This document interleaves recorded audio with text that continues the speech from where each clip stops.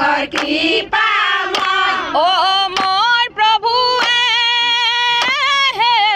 কৃপার সাগর কৃপাময় কি মই দুরাচার কৃপার সাগর কৃপাময় আমি অত্যন্ত আনন্দিত হৈছোঁ নিশ্চয়কৈ এটা ঐতিহাসিক ক্ষণো ঐতিহাসিক দিনো আজিৰ এই 29 তাৰিখ হয় এইটো বছৰ শেষ হ'বলৈ গৈছে আজিৰ এই দিনটোত আমাৰ বহুত আশা ভৰসাৰ স্থল আছিলে এইটো যে আমাৰ মহাপুৰুষ গুৰুজনাৰ যিটো জন্মস্থান গণতন্ত্ৰ স্থানত প্ৰকল্পটো হৈ উঠক আৰু এটা বিশ্ব পৰ্যটনস্থলী হিচাপে ইয়াত গঢ়ি উঠক ৰাম মন্দিৰ যেনেকৈ হৈছে আমাৰ অযোধ্যাত মথুৰাত যেনেকৈ কৃষ্ণৰ জন্মস্থানত কৃষ্ণ মন্দিৰ হৈছে ঠিক তেনেধৰণে আমাৰ গুৰুজনাৰ জন্মস্থানত ইমান আটক ধুনীয়াকৈ এটা প্ৰকল্প এই স্থান গঢ়ি তুলিছে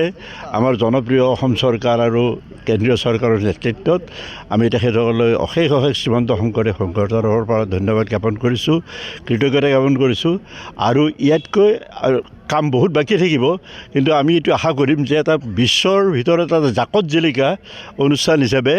এইটো গঢ় লৈ উঠক এইকাৰণেই যে মহাপুৰুষ গুৰুজনৰ অসামান্য প্ৰতিভাৰ গৰাকী আছিল আৰু প্ৰতিভাৰ ক্ষেত্ৰত কোনোজন ধৰ্মগুৰুৰ লগত তেখেতৰ তুলনায় সৰ্বশ্ৰেষ্ঠ ধৰ্মগুৰুৱেই নহয় তেওঁ কৰ্মগুৰু আছিল সাহিত্যৰ গুৰু সংস্কৃতিৰ গতিকে ইমান প্ৰতিভাসম্পন্ন এই গুৰুজনাৰ যিটো জন্মস্থান এই জন্মস্থানটো এই ধৰণে সজাই পৰাই তুলিলে আমি এইটো অসমৰ কাৰণে এটা অত্যন্ত গৌৰৱৰ ক্ষণ গৌৰৱৰ কথা আৰু আমি অমিত শ্বাহ ডাঙৰীয়ালৈ স্বাগতম জনাইছোঁ আৰু তেখেতক আৰু আমি আহ্বান জনাইছোঁ যে বাকী যিখিনি কাম ইয়াত থাকিব অনতিপলমে যাতে জাকত জিলিকাকৈ গোটেইখিনি ইয়াত গঢ় লৈ উঠে এইটোকে কামনা কৰিছোঁ জয় গুৰু শংকৰ কৃষ্ণ শংকৰ এই আৱিৰ্ভাৱ ক্ষেত্ৰৰ জৰিয়তে দেশী বিদেশী পৰ্যটকসকলো কিন্তু গুৰুজনাৰ সৃষ্টিৰাজিৰ লগত পৰিচয় নিশ্চয়কৈ হ'ব কাৰণ মানুহবিলাকে আহিলে গম পাই যায়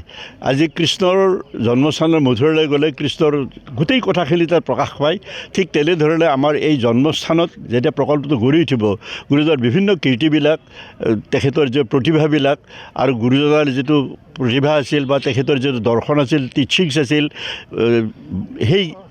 কথাবিলাক আধ্যাত্মিক দৰ্শনেই কওক সামাজিক দৰ্শনেই কওক সাংস্কৃতিক দৰ্শনে এইবিলাক কথা গোটেই বিশ্বত বিয়পাই দিয়াত নিশ্চয়কৈ এই প্ৰকল্পই যথেষ্টখিনি অৰিহণা যোগাব বুলি আমাৰ মনে কয় আৰু এই অঞ্চলখিনিও একদম জাকত জিলিকাকৈ গঢ়ি উঠিব নিশ্চয়কৈ কৃষ্ণ শংকৰ